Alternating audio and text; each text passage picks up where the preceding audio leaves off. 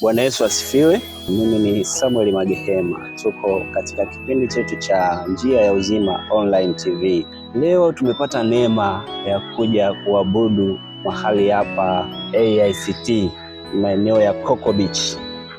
Tuko hapa, tumekuwa na ibada njema yenye utukufu wa Mungu tele tele. Lakini niko na baba mchungaji hapa, anatamani kuwasalimia kidogo. Na pia baba, Bwana Yesu asifiwe. Amina, Bwana asifiwe. Amen. Karibu, watazamaji wanatamani kukufahamu. Amina, napenda pia nijitambulishe. Mimi naitwa mchungaji Ezekiel Shikombe wa kanisa la African and Church Tanzania. Kama mtangazaji ulivyokwenda kusema kwamba aliko katika mtaa wa Coco Beach. Una nini la kuambia watazamaji wetu kwa msimu huu ambao Mungu ametupa neema? Tuko mwishoni mwa mwaka, sasa tunaingia mwaka mpya. Tunamshukuru Mungu sana kwa kututembelea nenye na kuamua kuketi ili kuweza kuzungumza kidogo kuhusu sikukuu ya Krismasi kuelekea tarehe 1 kwa maana ya mwanzo wa mwaka.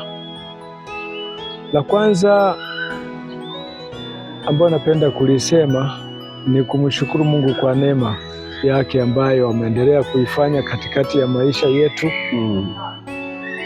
Sisi kama Watanzania, sisi kama wanajamii, sisi kama wanafamilia, sisi kama Wakristo, ni mambo mengi sana Mungu ameyafanya kwetu tangu tarehe 25 ya mwaka uliopita. Ni mwaka mzima, ni neema ya Mungu tu, kwa sababu ametuweka kuwa hai kwa kusudi ambalo ameona yeye mwenyewe kwamba linatufaa.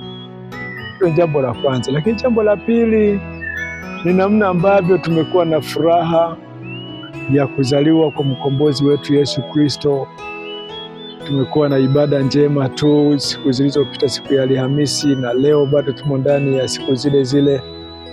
Na kwa vile nilipata neema ya siku ya leo ya kusema neno la Mungu, wito wangu kwa yeyote ambaye ananisikiliza ni kwamba tutamani kumuona Yesu akitenda kazi katika maisha yetu kila siku, kwa sababu yeye ni amani yetu, yeye ni Baba wa milele, yeye ndiye mfalme. Wapo wengi waliotamani kumuona Yesu alipozaliwa, enzi hizo za utoto wake, lakini walionekana wachache. Walionekana wachungaji waliopewa taarifa na malaika, wakaenda wakashuhudia, wakarudi wakimtukuza Mungu na kumsifu kwa matendo makubwa ambayo ameyafanya, kwa sababu walipewa ujumbe ya kwamba aliyezaliwa ni Mwokozi, Kristo Bwana. Kwa hiyo hakuna mtoto mwingine aliyezaliwa, iwe Tanzania iwe katika ulimwengu wote, ambaye malaika walitangulia kusema sifa zake. Ni yeye tu. Amen. Unaona? Na huyo ndiye alipokuja kuendelea kufanya kazi, alikuja kusema mwenyewe kwamba mimi ndimi njia na kweli na uzima. Yaani nje ya Yesu Kristo hakuna chochote. Hiyo tunazungumzia Yohana 14 mstari wa 6. Hiyo ndio tunaizungumzia, kwamba alisema mimi ndimi njia, kweli na uzima, na mtu haji kwa Baba bila kupitia kwake. Lakini kama ile haitoshi, wale ambao sasa walikuja kumuona akiwa mkubwa, ameshaanza kazi, wakiwemo wale wanafunzi 12 wale, walipokuja kubaki 11 baada ya Yuda kuwa amejiondoa, wakamjaza mwingine Matia, kwa maana ya kuleta idadi ile ile. Petro alikuja kushuhudia katika Matendo ya Mitume sura ya 4 ule mstari wa 12 ya kwamba wala hapana jina jingine chini ya mbingu waliopewa na damu litupasao sisi kuokolewa kwalo. Alisisitiza ni jina hilo hilo la Yesu Kristo, ambalo hata mapepo yalipomuona yalimuuliza, umekuja huku, umekuja kututesa hata kabla ya wakati wetu? Nani mwingine sasa ambaye anaweza kawa na nguvu za namna hiyo? Ni Yesu peke yake. Lakini Mamajusi pia ni kundi la wataalamu. Tukiacha wachungaji walioshughulika tu na mifugo yao na nini, lakini kuna wataalamu sasa wanaitwa wanajimu wa nyota. Waliona nyota wakatambua kwamba hii nyota ina utambulisho gani.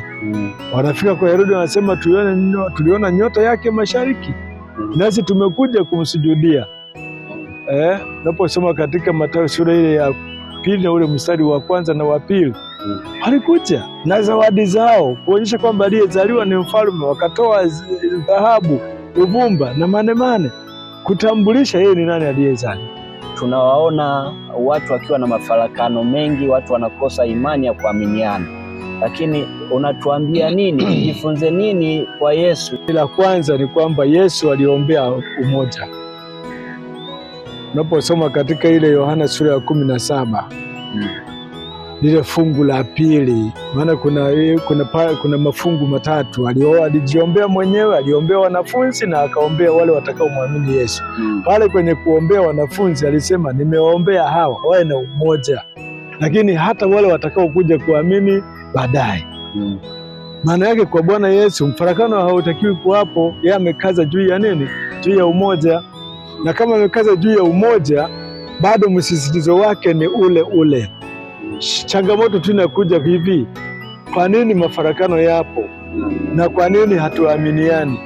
Hatuaminiani kwa sababu Shetani alikorofisha mwenyewe kule mbinguni alipotaka kujiinua kuwa kama Mungu, akatimuliwa huko. Sasa yeye ndio amekuja kuleta mafarakano haya. Sasa pamoja na kuleta mafarakano haya, hayaondoi ule umoja ambao Mungu alikusudia uweze kuonekana. Amen. Hatuaminiani kwa sababu tumeshavamiwa. Wachungaji tumevamiwa, kuna wachungaji wa mchongo, kuna Wakristo wa mchongo, yani kila eneo. Amen. Na kwa nini Yesu alizungumza ya kwamba mtawatambua kwa matunda yao? Maana yake ndio kipindi tulicho nacho hiki. Amen. Sihitaji kweli kukuamini. Na hata ukizungumza kwamba Bwana Yesu asifiwe, mimi naitwa Ezekiel Shikombe, nampenda Yesu. Sisi kumpenda kwako Yesu Kristo tunataka usitamke mwenyewe, tunataka tukuone, tuseme wenyewe. Amen. Waliotambuliwa na wale kile kipindi walitambuliwa kwamba hawa ni wa njia ile. Walitamkwa kwamba hawa ni watu wa njia. Hata kama ni Wakristo walitamkwa kwamba hawa ni Wakristo. Hii sio kwamba Wakristo walikuwa wajitambulikana kama Wakristo, walikuwa wasema hawa ni watu wa njia, yani ni watu wanaofuata njia ya Yesu. Ndio, lakini sasa baadaye wakaja tena kutambulishwa na wale waliotambulisha kwamba sisi wale wa njia wanaitwa Wakristo. Amen. Ndugu mtazamaji, nadhani hapo umepata kitu cha kujifunza. Mtumishi wa Mungu hapa ametuambia tutawatambua kwa matunda, yani kwa matendo yao na matunda yao, sio kwa kusema kwa vinywa, sio kwa kujionyesha na kujithibitisha. Hapana, tutawatambua kwa matunda yao, yani yale matendo ndio yatakao tuaminisha sisi kwamba okay, huyu ni mtumishi wa Mungu, huyu ameokoka, huyu yuko hivi na hivi. Kwa hiyo matunda ndio jambo la msingi, lakini mimi naweza nikaongeza kukazia hapo kwamba adui yupo, na adui hatujawahi kumuona, lakini anatumia binadamu hao kuleta uharibifu. Lakini sisi tutakujua au tutajifunza kwako kwa matendo. Asante sana mchungaji. Neno lako la mwisho kwa mwaka tunaoingia sasa. Neno langu la mwisho kwa mwaka tunaoingia sasa ni mitikisiko. Tunatakiwa kuepuka mitikisiko. Tarehe 29 ya mwezi wa 10 nchi yetu ilitikisika, ikapoteza ule utulivu wake. Sasa kwa sababu ilipoteza ule utulivu wake, tuombe tu kwamba tunapoelekea kupokea mwaka mpya, hatuhitaji mitikisiko tena. Watu wampokee Yesu Kristo, watu wajitambue, watu wawe tayari kufanya yale ambayo ni haki yao kufanya. Mungu wetu kwa maana ya Yeremia sura ya 29 ule mstari wa 11 anasema mwenyewe kwamba anajua mawazo anayotuwazia sisi. Walioko madarakani wajue kwamba kuna mtikisiko utokea. Na wanatakiwa kuangalia mtikisiko huu ulisababishwa na nini, ili waweze kuchukua nafasi ya kuwahudumia wale waliosababisha ule mtikisiko. Kama ni wao wenyewe, kama ni watu wengine, wanatakiwa kulijua. Unaona? Lakini pia hata Watanzania wenyewe ambao si viongozi wanatakiwa kujua kabisa kwamba huo ni mtikisiko ulitokea. Sasa hawatakiwi kuenzi mtikisiko, wanatakiwa kuzungumza kwamba hatuhitaji mtikisiko. Yesu alisema ya kwamba hapana amani kwa wabaya, na ni Yesu pekee yake anayekwenda kuumba amani.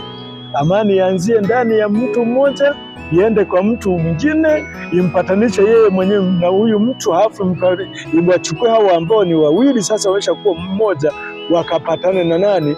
Na yule mwingine kule. Na kama kuna haki inayohitajika itendeke, kama kuna amani inayohitajika lazima itendeke. Huo ndio wito wangu. Tupokee mwaka kwa utulivu, lakini pia tuendelee kutengeneza amani yetu sisi wenyewe ambayo Mungu ametupatia, tuienzi, tuiishi. Amen. Sauti yako kama kanisa, nini Watanzania wafanye, hasa vijana? Unaposoma katika waraka wa kwanza wa Yohana sura ya 2, kuna baadhi ya misali nasema kwamba nimewaandikia ninyi vijana kwa sababu mna nguvu. Nimewaandikia ninyi vijana kwa sababu mmemshinda yule mwovu.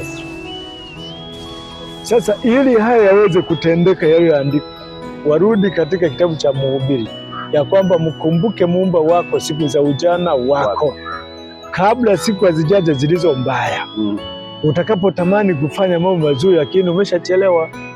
Kwa wito wangu kwa kanisa, kwa Watanzania kama vijana, wamkumbuke Muumba wao.